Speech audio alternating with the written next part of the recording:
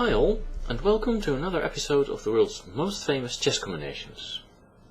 This time I want to take a look at the game Glucksberg, Najdorf from Warsaw 1935. Najdorf managed to win this game in a very brilliant manner, and this game was later called the Polish Immortal. Now it started from this position with Najdorf playing Bishop G1. And this move threatens to play Queen H2 check, and then after King F3, Queen H1 would be checkmate. So it was no surprise that Glucksberg here took the bishop. But now he got under a fierce attack.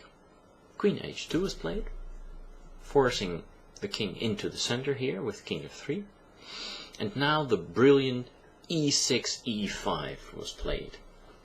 And of course this move is designed to bring the bishop into play, but also to try and bring this knight here to E5, and in the end, as we will see, also to try and make this rook participate in pinning this pawn here on F4. Okay, now there were several defenses possible.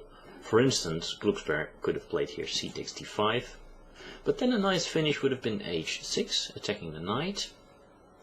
For instance, D takes C6, counter-attacking Black's knight. But then after E4, White's king is really in trouble.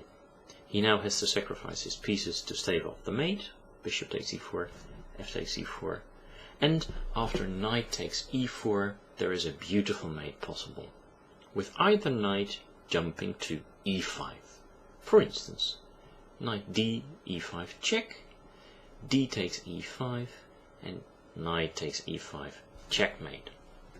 Just notice how the queen is taking away the second rank, and how this knight is of course attacking the king, also taking away this square, and this pawn here cannot take the knight because it is pinned by the rook on F8. So a very beautiful mating pattern.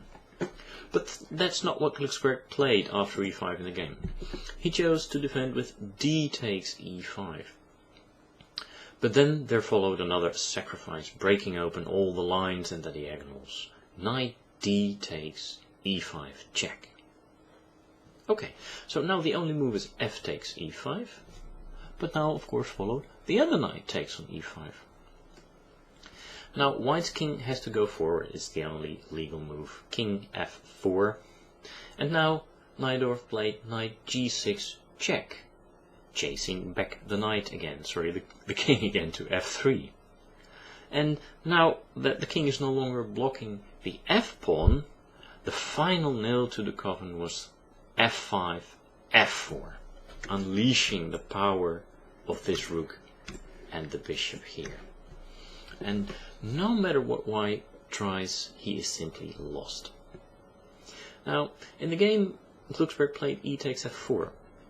Another possibility would have been bishop takes G6, but then there would follow, for instance, bishop G4, another very nice luring sacrifice, a magnetic kind of sacrifice. King takes G4, but then after queen takes G3, king H5, H takes G6, king takes G6, rook F6 check, king H5, rook H6 would be checkmate.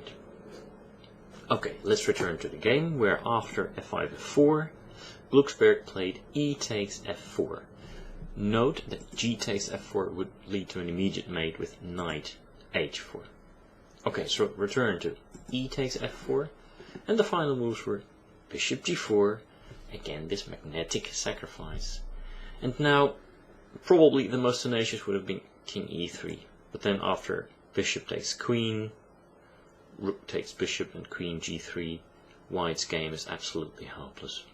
So in the game he chose to be mated as followed after bishop G4 check, king takes G4, knight E5 check, again another sacrifice, can you imagine, opening up the F file, and after F takes E5, H5 check was mate.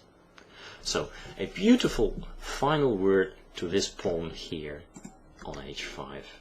And that ends our discussion of a very brilliant combination played by Najdorf, which was later, as mentioned before, called the Immortal Polish.